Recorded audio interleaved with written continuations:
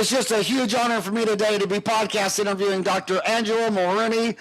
In all realms of her life, Angela is known for being trailblazing, dynamic, and caring. She inspires and supports people on many levels. She has had an amazing life, a dramatic journey of ambition, triumph, defeat, and reinvention in the duality of successful dental and professional dance careers. Angela has had an outstanding practice that contributed to her community, her patients' lives, and the lives of her employees. She took a rundown bread and butter practice at 28 years old and turned it into a high-tech, cutting-edge practice that was a referral hub for many dentists providing full mouth reconstruction, IV sedation, implants, and sleep apnea therapy. Business and success are games that Angela understands well. She wants to pass her blueprint for success and her passion for dentistry onto her clients so they can live the dream of realizing their full potential in practice while achieving personal, financial, and time freedom, employing the simplest ways possible. Let her love of dentistry, business, and life inspire you to bring your best game to your career and patient care. Man, you're an amazing woman. I just listened to your YouTube video when you were speaking at Harvard. Just loved it, especially the story of when you were in school and other people wanted to play on the playground and you wanted to check out their teeth. That was awesome. So how old were you when you decided you were going to be a dentist? It was, my parents can remember from about 2 years old was when I liked teeth for some reason and it never went away. Nice. And there's no dentist in my family or anything, so they don't even know where that came from, but it was definitely my path. Well, you have perfect teeth. Oh, thank you. I like them. You could be a toothpaste model. So, so you talk about My Business Doctor Inc.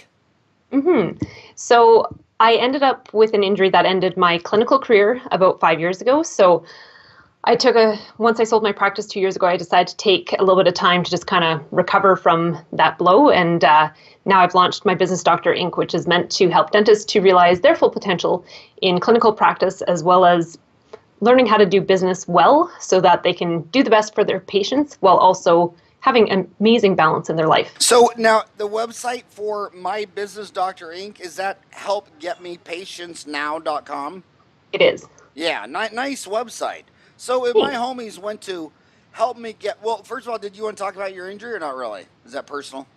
We can. It's fine. Yeah, talk about that because it actually addresses another question, which is disability insurance. A lot of people, it's one thing when you get out of school single and you don't have disability insurance, but if you have any kids or bambinos, but so what happened? I ended up with focal dystonia, which acts like a brain injury. And what it does is it reverses the contraction and relaxation for your fine motor skill.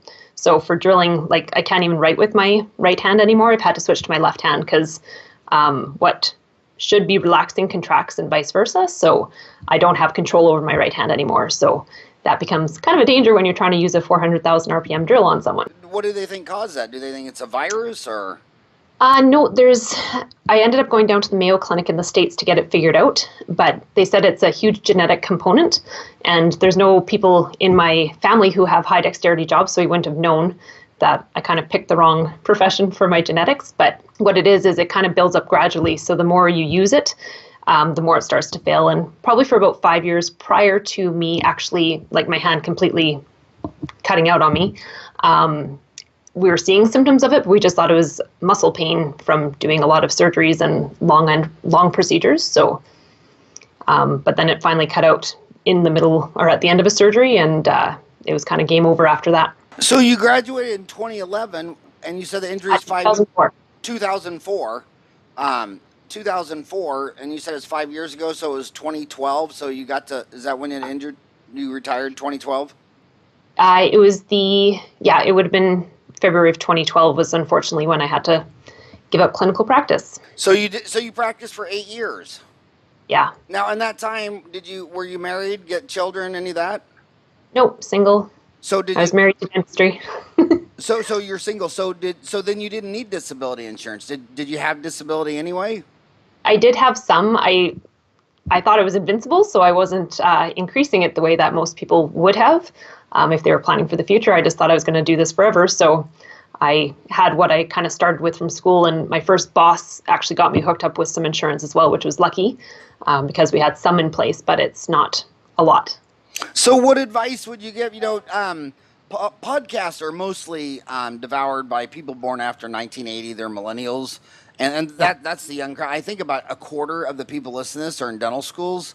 Okay. I asked my homies to email me, howard@dentaltown.com, and tell me, your name, your age, if you like the show, any thoughts, feedback, or whatever. And only once a month do I get someone to say, dude, I'm as old as you. Everyone else is, 30 and under. Right. What advice would you give to these young, invincible people that think they're going to be the first person that never died? Take care of the what ifs. You never know what's going to happen. Like, I was in the prime of my career and got struck down very unexpectedly, right? Now, how old were you in 2012? I was 32. 32. So you're not a millennial then? I was born in 1980, so I'm not sure. Oh, you're born on the line. Okay, we'll give you credit. We'll let you choose what you want to be. So you think they should buy more than they think they need?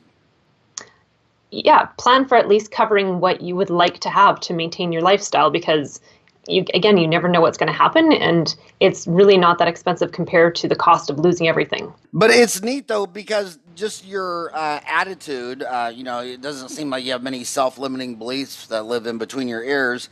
You just went right to My Business Doc Inc. I mean, that was so cool that you said, I love dentistry, and this is a physical setback, and now I'm just going to go mentally forward. Mm-hmm. Yeah, well, I didn't want to lose, I had a lot of experiences, good and bad, when I was in practice, so I wanted to make sure that didn't die with me. Otherwise, it would be for naught, right? Right. So if my homies went to helpgetmepatientsnow.com, what are they going to find? They're going to find, there's a blog there, there's links to YouTube, little podcasts there.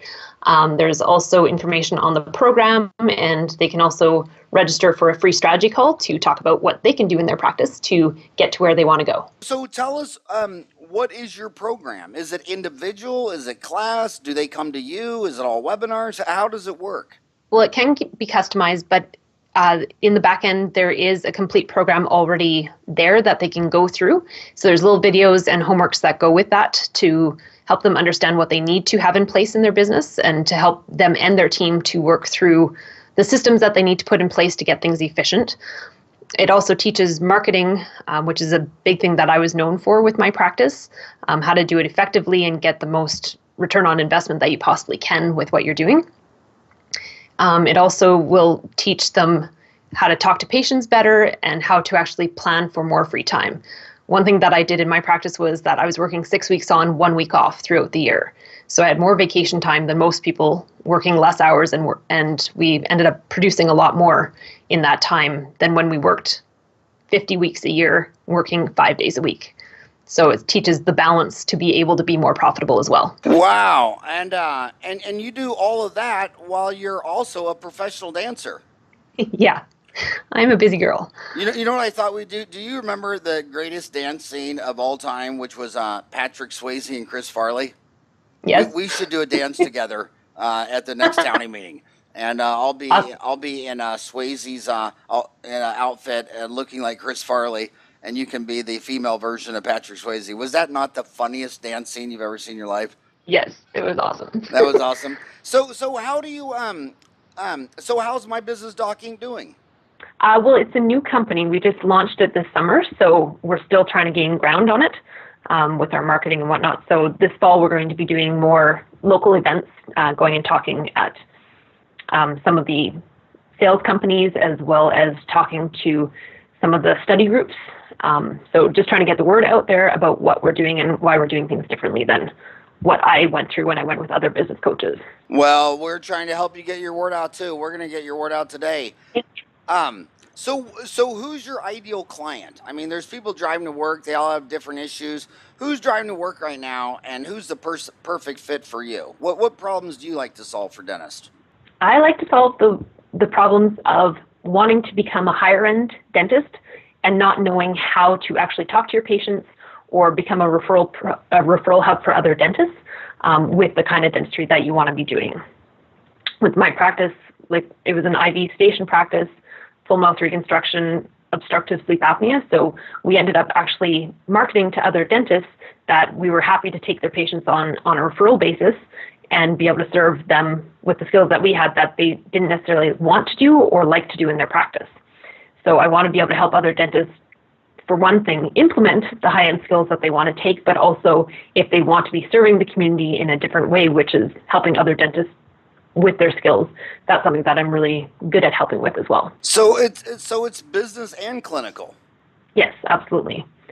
That's one thing that I found, like with a lot of the people that I took higher end skills with, is they took these courses, put a lot of money and time into it, and then went back home and didn't do anything with it, which is a shame because the patients could definitely be helped very much, especially with programs like the COE Center and whatnot. If you can implement those skills, you're making a huge difference in your community. But if you just sit on those skills, it's a waste for everybody. So you say on your website it's online, there's modules, there's homework. Tell us more about the program. How long does it land? Do you guys ever meet physically? And talk about that. You get the full online program and you get full access to that forever. But you also get every 2 weeks, you get to be on a call with me as a group so that people can learn from each other, because people in the program are going to have similar issues, or maybe they haven't foreseen some issues that are coming at them. So I think it's really helpful to learn from each other on those kind of calls. And there's also an educational component to it as well that expands on the knowledge that you can acquire on the online program. And when on the online program, like what kind of modules are there? I mean, are there like clinical, overhead, treatment plan presentation? What kind of modules do you have? They're business and customer service based, so they're not clinical ones per se, but the first part of it goes through your numbers and figuring out where your numbers are out of whack. So right there you can start increasing your profit. Then it goes into how to get your team on board and discovering what your vision is so that you can move in the right direction and figure out where you actually want to go. It also talks about the customer service, so having an amazing experience for the customers, and also learning how to talk to them to figure out what your customers actually want from you and how to deliver that. And by doing that, you'll learn how to actually treatment plan more clearly so that you are fulfilling the wants of your patients instead of just telling them what they need. You actually become part of their care team instead of being like a dictator of their care. And then at the end, it talks about how to set yourself apart with your marketing plan, which includes how to become a referral hub if you want to, and also how to market just the general public to actually get the kind of clients that you want. Nice. And I always scold dentists. They'll say $10,000 for 3 months. Nah, that's too much money. Then they'll turn around and buy a $150,000 CAD cam, and then they'll buy. They'll say, well, maybe I should have a painless injection and buy a $90,000 water lace laser, and they spend all their money on all this equipment, and they don't have their house in order. Mm-hmm. I mean, yeah, I'll just ask them a simple question like, okay, so what I know, it takes 20 people to land on a dentist website before one converts and calls. Fix that. 3 people have to call before your receptionist can get one to come in. Fix that. 3 people have to come in with a cavity before you can convert one to getting a drill, fill, and bill. And then with that pathetic funnel, the average American's doing $750,000 a year, taking home $174,000, and then it goes into this leaky bucket where by the time they have 5,000 patients, 4,000 of them haven't been in 24 months, and I'm really aggressive on my definition of an existing patient. When some townie's buying a practice, they'll say, well, they have 5,000 charts. I don't give a crap. 4,000 of them haven't been in 24 months. Then some business brokers will say, well, it has 1,000 active patients because 1,000 people have been in the last 24 months. No, I want to go back 6 months. 6 months. How many times did you bill a hygiene? How many patients got billed a hygiene procedure for cleaning, exam, x-rays, perio cleaning, whatever? And only what was billed in the hygiene department, and only the patients that were seen and billed for something in the hygiene department is active patients. So what I'll see is somebody saying, well, we got 1,200 active patients that have been in the last 24 months. And then I'll look at it and say, well, only 680 are scheduled for a damn anything, and only 599 came in the last 6 months for any services billed from hygiene. So if you're going to pay $750,000 for 750 people who are for 599 people that came in this practice in the last 6 months for some perio code, well, then basically you're paying 750,000 basically divided by 500. Gosh darn, let me do the math on that real quick. Sorry to have to pull out my calculator since I took calculus and trig and can't do this simple division. So they're paying $1,500 for an active patient. It's like, dude, you could start up a de novo and get a patient a hell of a lot cheaper than $1,500. I mean, I think if you can't do it for 150, so for that $750,000, they could have they could have done a de novo with 10 times as many patients if they spent the $750,000 on marketing, and that's just getting them in at $150 a piece, Google AdWords, whatever. So it's just you're great. So numbers. Are there any practice management softwares that you like? Are there any dashboards that you like? What technologies like to help the docs watching their numbers, or not, or do you not care? I don't really have any particular ones. It depends on what they want out of it, right? There's always pros and cons of every program out there. So you're going to lose something by getting one thing, and you're going to gain something by getting a different program. So I haven't seen a perfect program out there yet that serves everything, but hopefully they'll come up with something that's close to that soon. Yeah, I think that I think in America, the weakest link of the whole society is the government. And I think in dentistry, the weakest link in all of dentistry is the practice management software.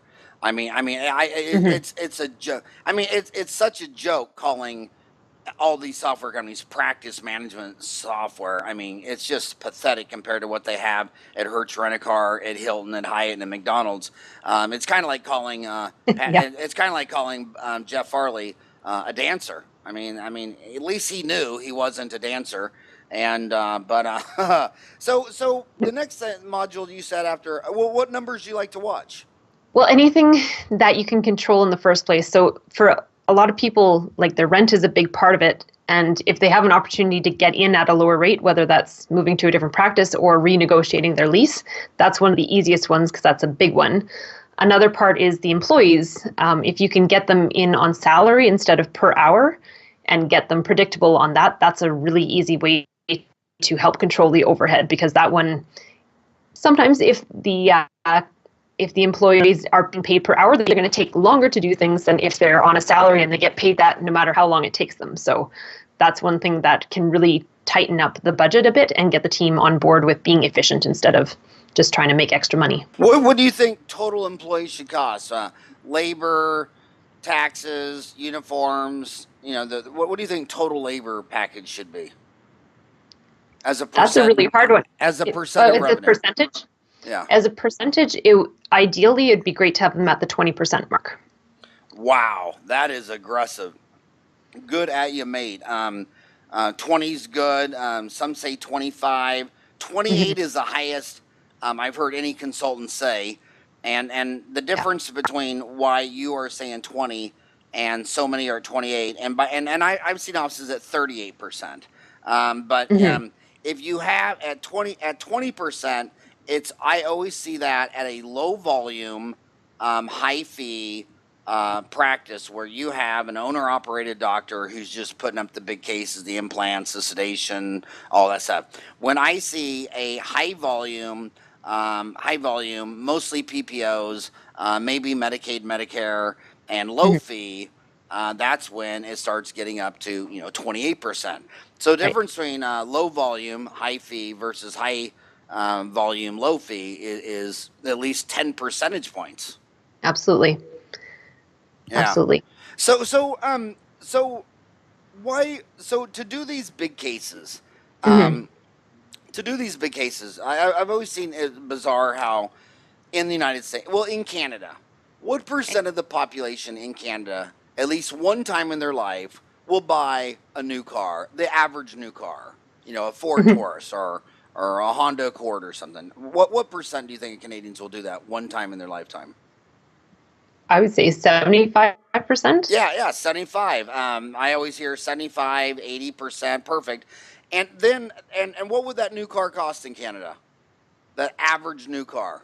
The average new car, probably about 30,000. Yeah, 30,000. So you take everyone who retires from dentistry, and 95% of them never once sold that average price new car $30,000 treatment plan.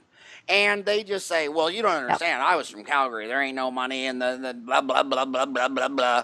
And then in their damn zip code, Yep. mostly in their medical dental billing, there's that 1 out of 20 dentists, that 5%, who will do a case like that routinely. How often did you do a case that size?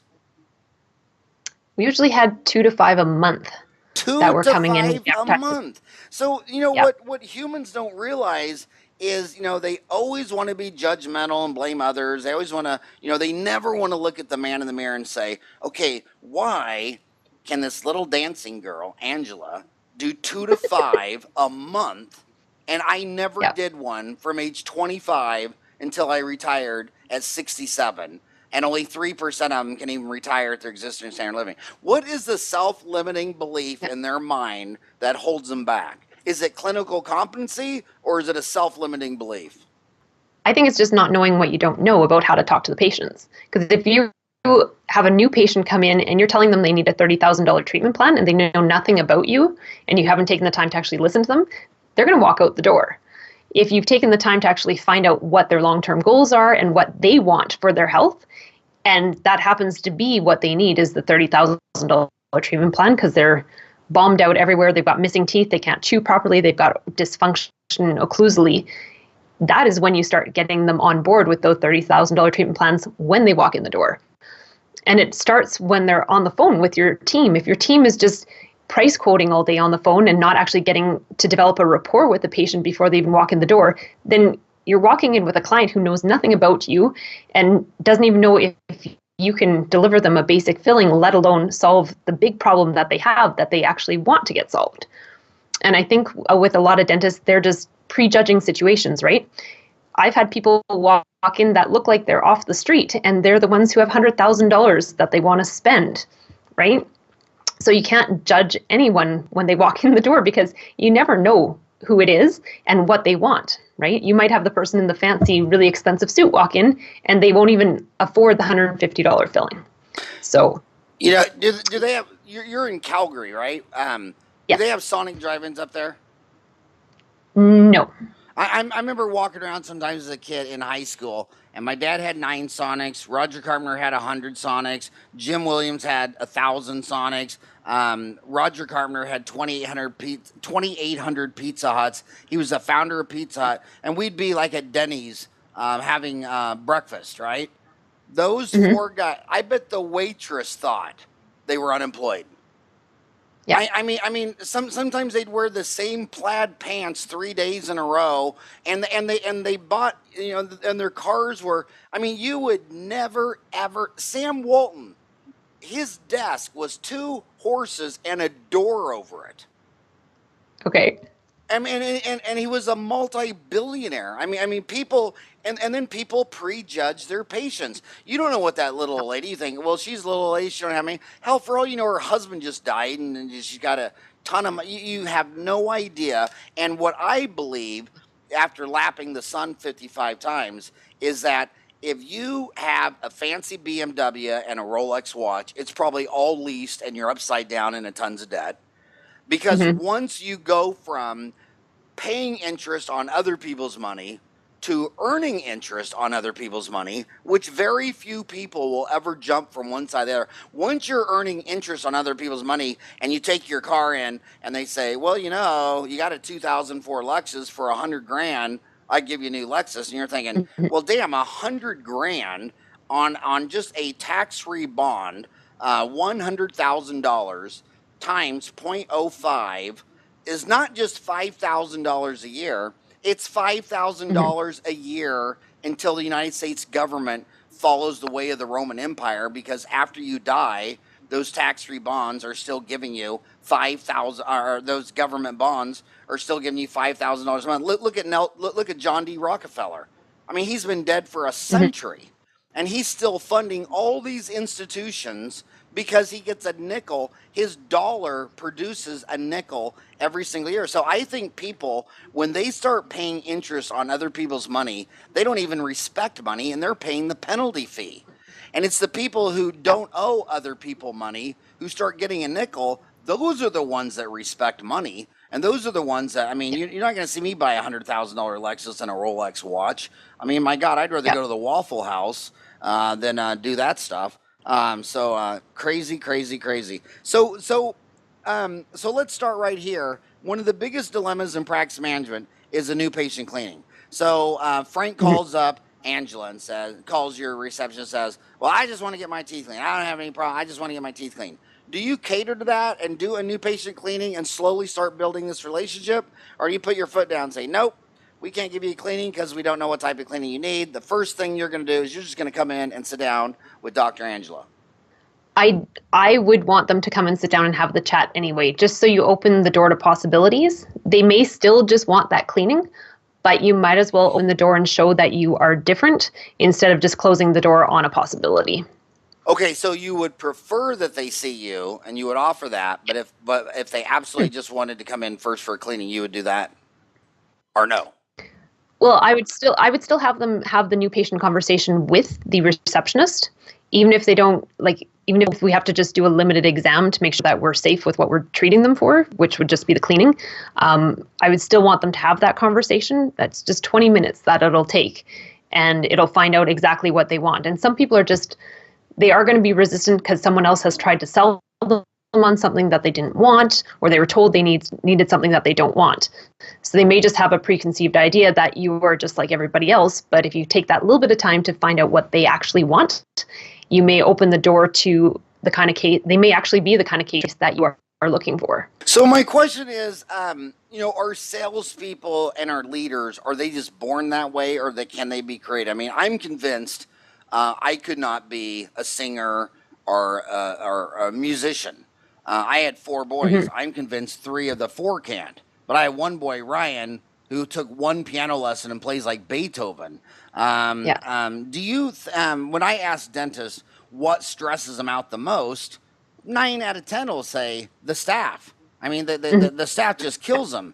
And the same situation of the staff is the patient. So can you really train someone to sell and present $30,000 treatment plans and listen to what they want? Do you think it's an achievable, learnable skill, or do you think that's something you better just have the right parents and get some lucky DNA? I think you absolutely are trainable. And the thing is, with sales, it's not about trying to push anything on anyone. You're just asking a series of questions and finding out what they want. And then you can figure out if you actually can deliver what they want. It's a simple process. It takes a little bit of patience to learn how to do it and be patient in listening to your patients, but it absolutely is learnable. So here you are right now. I know how my homies think. You're thinking, well, I'm going to go to Dominican Republic and I'm going to learn how to place implants, and I'm going to buy this CBCT, and I'm going to buy this laser and chairside milling. Dude, you're going to be the 95% who never sold a single $30,000 treatment plan, and this little dancer Mulrooney just said she can train you for $10,000 in 3 months, and you won't do it because you're an arrogant doctor who thinks they know it all. And the most successful people are humble. They listen to coaches and mentors and employees and customers, and they learn. The people who graduate from dental school and say, well, I'm a doctor everything. Most doctors, when they graduate from dental school, they think they'll never be able to swim again, because when they jump in the swimming pool, they'll just be walking on the water, and they'll say, I wish I wasn't God so I could sink down below and swim with all the other lowlifes.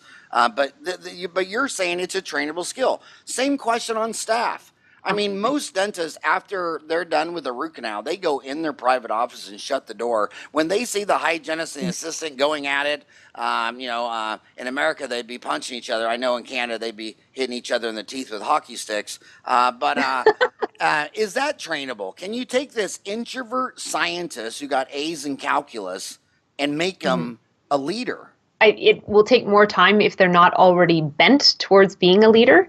For example, with me, like I was extremely shy until I bought my practice. In high school, if I dropped my pencil on the floor in class, I couldn't even pick it up because I didn't want to draw attention to myself. And then I ended up in this practice where I was taking over for an extremely charismatic dentist. And I had to let down my guard and show them who I was and push myself past my shyness, which is not something, if you met me in high school, that you'd ever think I was able to do. So if you actually have the will to want to learn how to be a better leader, you can do that. And also having someone who can help you to learn how to do it better and learn how to manage situations, it will absolutely change the way that you are. Obviously, if you haven't had a staff before that you've had to manage or had people that you've had to manage, you're going to be jumping into water that is very unknown to you, but it's not something that you can't handle. We weren't born with drills in our hands as dentists. We learned how to do that, and we learned how to get really good at it. And the same thing happens with leadership. It takes practice and it takes education to be able to do it well if it's not in your innate nature to do it. That's so amazing, the duality of the human mind, how you could be a dancer and everybody watching you dance, but then be shy and in school, when I want to pick up your pencil, how could you get out there and dance, be the center of attention, getting the classroom be shy to pick up a pencil? You end up embodying a persona when you're on stage. So it was a matter of, I wanted to do that. It was something that I wanted to push myself to be able to do better. But yes, the minute I left the stage, if anyone gave me a compliment, I would just like shrink inside myself. I remember some of my professors saying, like, of all the people in my dental class, of anyone being a professional performer, I was not the one they would have thought would be following that path as well. And you know, that is very interesting because you can have a character on stage and off stage. Introverts do it all the time. You know, when they walk into work, they're on stage with their employees or team and that, and it just drains them. And at the end of the day, they walk off stage and go home and refuel, crawl up in a book, you know, do whatever they do. It is amazing how you do that. And, you know, in another way, Disney does that. Disney is an amazing genius company, and those characters out there, when they're out there, they're on stage and they're waving and they can't talk, because if you're a little Korean girl and you came all the way from Seoul, you don't want to hear Mickey Mouse speak English or Canadian, because your whole image of this little, Mickey Mouse speaks Korean to you. And so they go out there, but they have hundreds of little secret doorways where they can bust through the doorway, take off their hat, breathe, drink some water, go to the bathroom. So you're saying that that if you're shy, introvert, not really a leader, that you can walk in that dental office and you're on Broadway and you play the leader all day long, even though it's not your innate personality. Absolutely. Wow, that is so cool. So back to the modules. So you had numbers, you had team and vision, you talked about treatment plan. I love how you said not the dictator of needs, but finding out what they want. Well, how do you think, it seems to me that 95 out of 100 dentists, if they come in and all their teeth are broken down, they're grinding everything, the dentist takes x-rays and doesn't have any cavities, probes, no gum disease. And then the treatment is an upper and lower alginate impression and make a $500 night guard. That's how 95% of it is treated. And then you'll find these other TMJ guys who will, have a $30,000 solution. How does a dentist go from a night guard to a total solution? Part of it is education, knowing what to look for and how to solve the problem. If you don't know how to solve the problem and you're seeing destruction everywhere, it's easy to want to just put a Band-Aid on it instead of looking at what the origin of the problem is, right? But if you've gotten the training, so say it's obstructive sleep apnea, so you're recognizing that maybe this bite, this destruction from their occlusion is related to that, then you can start investigating that further. You can start talking to the patient about, well, maybe this is the origins of this. Do you want to do something about it, right? So I think if you're someone who, that was part of the reason I went and did the COES program too, was the clinic that I had. The COES there was program. So much destruction and so much phobia in the practice, and I knew a few years out of school, I didn't have the skills to actually handle what these patients needed me to handle. So I went and started acquiring those higher level skills so that I wasn't doing the night guard, putting a Band-Aid on a case that needed so much more than that. So did you say Kois, Kois? Yeah, Kois. Talk about the journey with John Kois. He's a Greek. He was the person who brought Windex to dentistry. Did you see the movie My Big Fat Greek Wedding? Yes. Yeah, I always tease John that he sprays his crowns with Windex before he cements them. But anyway, so talk about your journey with John Kois. The amazing thing with his program is that, well, it debunked a lot that we learned instead through old research is what is taught at school. So they give you the basics to survive in school, but he opens your eyes to new research techniques that are coming, or new techniques that have been researched that are coming out, how to approach the mouth from a whole. You're no longer looking at, okay, they have one cavity here and one cavity there. Those are just completely isolated situations. You start looking at going, this is more of a global problem than just one tooth at a time, right? So he takes off the rose-colored glasses, and all you can see is the problems that are there, and he teaches you how to actually solve those problems so that you are giving the patients the best care that you can. And what I love about him is his philosophy is the best dentistry is no dentistry. So he's not trying to teach you how to sell cases to people who don't need the work. He's showing you how to identify the cases that do need the help and how to actually fix it by doing the most minimally invasive care that you possibly can. More about that journey. How many times did you go to Seattle? How much did it cost? How many, all that stuff? So the course, I think it's 9 modules, and they're $5,000 a piece. I did the whole course in 13 months. The average person seems to do it in about 5 years. So I had a fire underneath me to get it done so that I could actually start serving the patients the way that they deserve to be served. And how long is the module? I mean, was it like Paint Into, where it's Monday, Tuesday, Wednesday, Thursday, half day, Friday, or is it weekend so you can keep your business open? Yeah, it's meant for practicing dentists. So one module is 3 days. Sometimes he'll put 2 modules together so that in 5 days you go through the 2 modules. So those weeks are very, very long, and you get a lot of information stuffed into your brain. But part of what makes them successful with their program too is how you have the hands-on while you're there as well. So you have to go through cases and figure out how you would treatment plan them and whatnot. So you're not just being given information and hoping to do something good with it when you get home. You actually learn right there and then with mentors who will help guide you where you're making your mistakes so that you come home very well prepared to serve these people. I hope in those 9 modules, I hope at least one of those modules you drove from Calgary to Seattle, because how many miles would that be? I mean, that's probably only what, 600 miles, 1,000?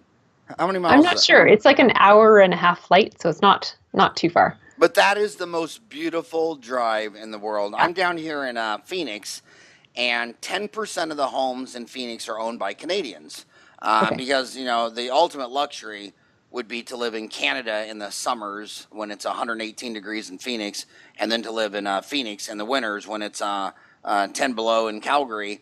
But a lot of those retirees, they drive either their trailer or they got a place down here. 10% of the homes owned by Canadians, they'll drive, and they all say that is one of the best parts they look forward to is driving. They're not going to come down. They're not going to buy 2 cars because that drive, I mean, gosh, you drop down into Montana and Idaho, Utah, Arizona, Grand Canyon, the mountains. I mean, it is an amazing drive. And I bet the drive from Calgary to Seattle is even more beautiful.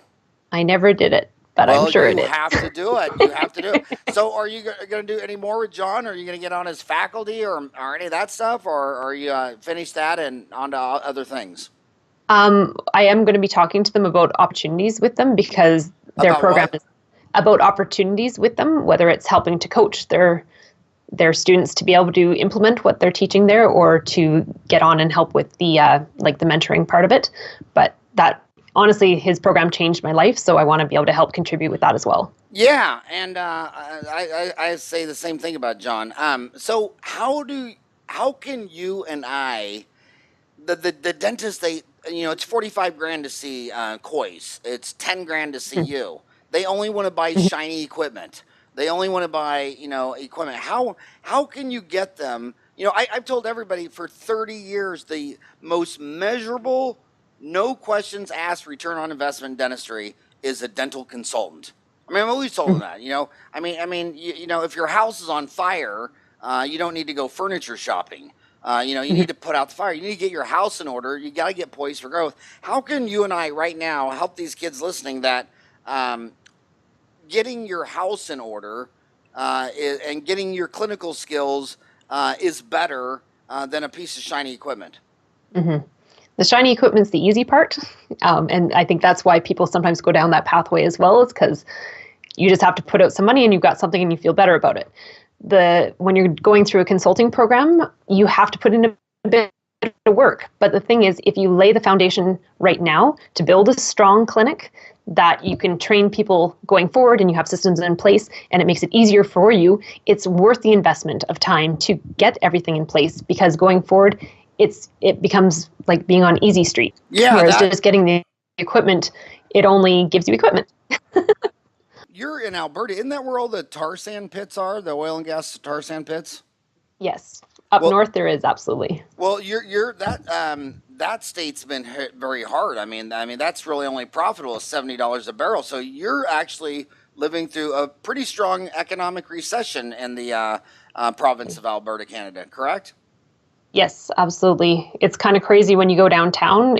You used to have to give yourself 10, 15 extra minutes to find parking, and now you can park in front of wherever you want and just walk a couple minutes. So it's still a bit scary here. People are still quite unemployed, and we've had kind of a mass exodus of people to other provinces to find work.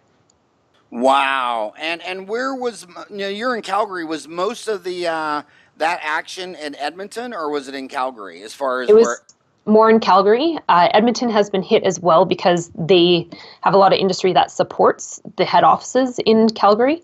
But the head offices, that's where you get cut the most when things go sideways, right? So there's been a lot of people laid off, and Edmonton is definitely hurting as well, but Calgary's quite a bit worse off. Last year, I lectured in Winnipeg, and they just built a $500 million human rights museum.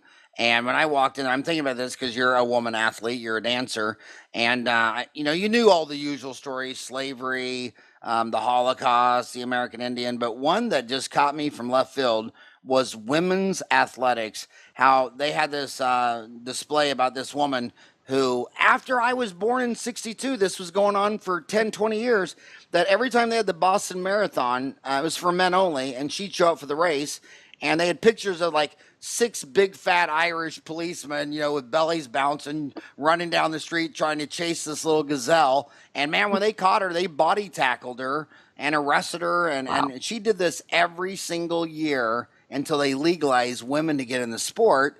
And I didn't realize that pretty much, I'm 55, that 40 years ago, there wasn't women's sports. And if you tried, you'd have to get on the boys' team. They call you a tomboy. Your parents were embarrassed. They thought something was wrong with their daughter. And what sounds like so insane. Even in Phoenix, Arizona, I had lunch the other day with the guy who owns the burrito company across the street from my dental office. He's 72. So he was born in 46, and black children had to go to separate schools his whole childhood. I asked him, I said, well, you're Hispanic. You're one of 11 children, Catholic Mexicans born in downtown Phoenix. I said, did you go through a lot of discrimination? He goes, discrimination? He goes, I never felt sorry for anybody but the black people. They had to go to separate schools my whole childhood. And I used to feel so sad for them because our school had a cafeteria, but the black school across the street didn't. So when we left our cafeteria, there was a line for them outside the door. And as soon as we left, then they would come in and eat. And he said, I just looked at their faces and I felt so sorry for them. So yeah, Canada is amazing. So what is, so then your next module, I know what my homies think. I know these guys. I've been a dentist for 30 years. I know what they're going to say. Well, you don't understand. That's why I was talking about the oil sands in Alberta. They're going to say, well, you don't understand, man. I'm in Salina. I'm in Coffeyville, Kansas. And these folks down here don't have any money. You're up there in rich old Canada. You're out there in rich Calgary. You just don't get it. You're a rich Canadian. You don't know what it's like in small town Oklahoma. They'll never be able to afford that $30,000 case. They don't have the money. What do you say to that? Well, when I bought my practice was when the global financial crisis hit. So I made it happen regardless of the economy. And I have lots of colleagues who had that same kind of mindset, that limiting mindset that nothing would fly. And I had lots of people laugh at me when I told them what I was going to do with my practice. They thought I was insane, especially in the economy. And I believed in what I was going to be able to provide, and I made it happen anyway. So no matter what you're facing, if you want to make it happen and you can get the education to have the tools to put in place to make it a reality, you can do it. You just need to have a little bit of guts to be able to make it happen. Yeah, I saw this kid whining to me the other day from Childress, Texas. Whining.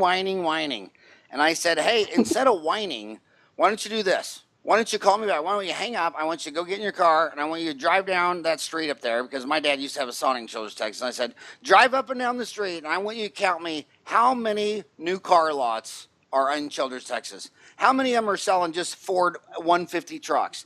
And I want you to call me back and tell me, what is the price? Go in there and talk to the manager. What is the price of the average new F-150 Ford truck? I mean, you can get them stripped down with nothing for 45 and fully loaded at 95. I said, so this guy, this town that's so upside down and bankrupt and they should just close it down, how many frickin' $50,000 to $100,000 trucks are they selling a week?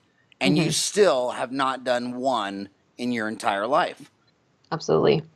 Yeah, and my clinic, like we were on the edge of the hood, and there was 10 other clinics within a couple block radius. So we were surrounded by other dentists, and yet I would say we beat the odds, but we made ourselves beat the odds instead of hoping that something would happen. We put the tools in place to make it work. So you made your own luck. Absolutely. Okay. So what are you talking about when you talk about on your blogs about a referral hub versus marketing? And, so talk about referral hubs. Right. So if you have a skill that other dentists typically don't like to do, and I've seen other dentists do this as well. For example, one of my friends, he likes doing endodontics, so he's made his general practice about endodontics, which saves some dentists from having to send to specialists, because there's a general dentist who loves doing this stuff and has a shorter waiting list. So that's how he serves his community. With ours, it was IV sedation and sleep apnea. A lot of practices don't have it, or they don't want to have it. So they need somewhere that they can safely refer. And when I say safely, it means that they can send a patient and know that they're going to get the patient back if they're choosing to want to have the patient back. Sometimes they would punt them to us and say, we don't want to handle this case. It's too much effort for us. If it's an IV or a phobia case, they don't want to have that in their practice. It's just not what they like doing. So when you can actually put it out there to your community of dentists that you love doing these cases and you'll happily take on these cases on a referral or a transfer basis, then you can actually open yourself as a referral hub to other people in your community, so that you can use your favorite skills while saving other dentists the hassle of doing those skills that they maybe don't like so much. Now, do you do are you talking about IV sedation, and Yes. do you do that yourself, or do you bring in an anesthesiologist? I was doing it myself. They've changed the rules in the last few months, actually, in Alberta, that the person doing the IV sedation cannot be doing the treatment. But the way it used to be was that you could be doing both simultaneously. So when did they change that? It was just this past spring. Do you have anything you can post on Dental Town under anesthesiology? On Dental Town, we got 50 forums. The difference between Dental Town and social media like Facebook, Twitter, and LinkedIn is social media started out as an email group. So you would sign up for, dentists at Yahoo or on CompuServe, and you join these groups. And every time you open your email, just an endless barrage of emails. It's kind of and that's what Facebook, Twitter, LinkedIn did, where you just open it up and your newsfeed just endless barrage. And I don't like any of that. I always call that disorganized social media. It's a mile wide, an inch deep. I'm old school. I like message boards. You open up Dental Town, it's 50 categories. Right. Anesthesiology, root canals, endo. But under anesthesiology, No one's posted that. Oh, Do you interesting. have anything, any website link or anything you can put on that? Because I'm that's a sure I can global. find it. Thank you so much, because that's a global trend. I mean, England did that a few years ago, and they were actually pointing to the oral surgeons. They were saying the oral surgeon does the IV anesthesia and he Hmm. does the procedure, and they kill more people per million than when we go into the hospitals, and the anesthesiologist is separate. And I think it's very interesting in the United States what dentists routinely do, what oral surgeons, periodontists, and people, dentists in Ivy State, what they routinely do is not legal in the hospital right up the street from their office. In fact, Right. my oral surgeon in Ahwatukee is Greg Edmonds, and he brought on a board certified anesthesiologist over a decade Hmm. ago. And he did it because he says, well, I have hospital privileges and Chandler Regional Hospital and all these hospitals, and what I'm doing in my office, I can't even do in the hospital. I mean, it's not even legal in the hospital. So he was thinking way before the time, standard care. But I think it's a trend. I mean, it's hard to Hmm. say in America because America usually the answer has nothing to do with truth, liberty, and justice. Usually it's money's the answer. What's the question? So I don't know who's got the most money in this game. But Hmm. yeah, if you could find something and post that under anesthesiologist, that's going to spark a huge discussion, especially now since there's a bunch. I think there's about 7 dental schools who not only afterwards can you become an orthodontist, endodontist, periodontist, but you can become a board certified anesthesiologist. And Hmm. those guys want to be recognized as a specialty, and they agree it's a specialty. So I'm going to ask you. You Sure. did both procedures. Now the Right. government says checks and balance, transparency. We're looking at mortality data. You can't do this anymore. Did you agree with that, or do you disagree with that? I can see it from both perspectives. One thing that does worry me about dentists who are working on patients that are sedated that haven't done IV sedation training is you're not going to be as aware of the airway as someone who has done the training. The training, like I did at the University of Southern California with Dr. Malamed, and he shows you the ins and outs of everything that can go wrong. So you become hyper aware of making sure that you're clearing the airway at all times, right? You actually have a suction that you can stick down the throat that goes a long ways down compared to a regular suction. And you train your assistants to be aware of that as well. So if I was just doing the IV sedation and I had another dentist doing the work, that would be my concern as the IV sedationist, because you're ultimately responsible if there's any issues with the airway. So you can see it for both sides, but if you were Yeah. the global world dictator, absolute power corrupts absolutely. If you were the dictator of the world, what would you make it?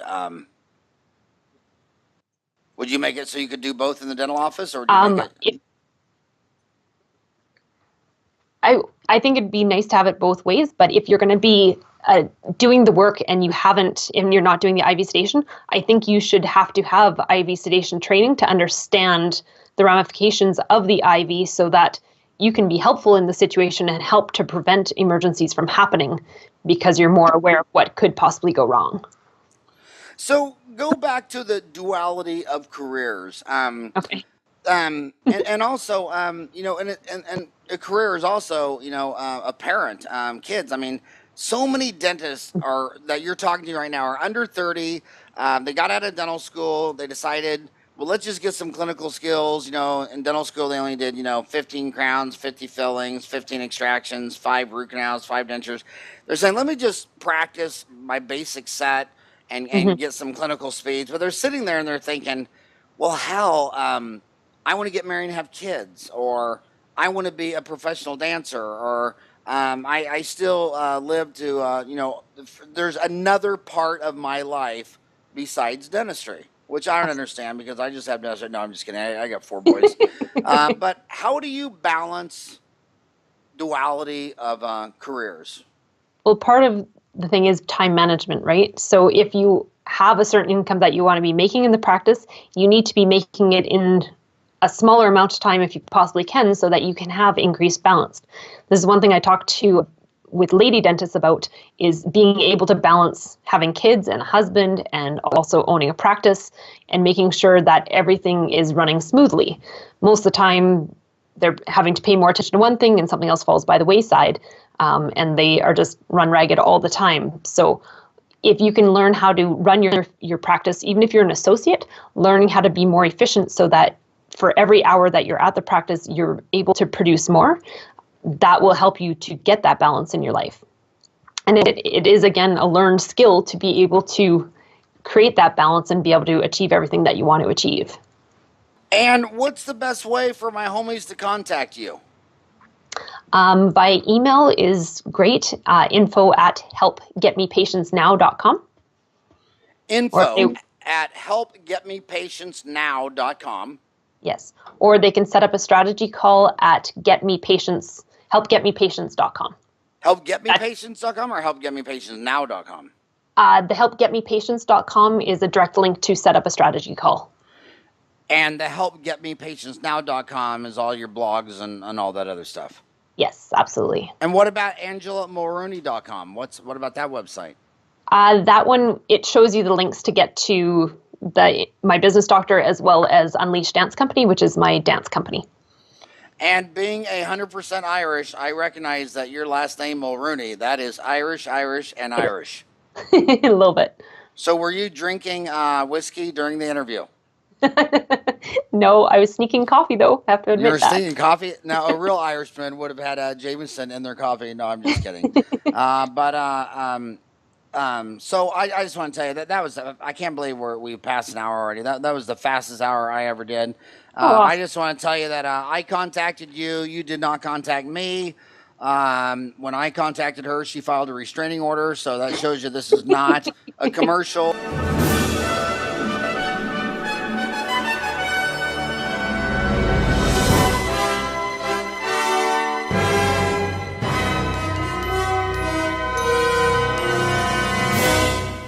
Our featured speaker is the founder of My Business Doctor, Inc. and Unleashed Dance Company, Inc. She's a dentist, business coach, and professional dancer. Please welcome the dancing dentist, Dr. Angela Mulrooney.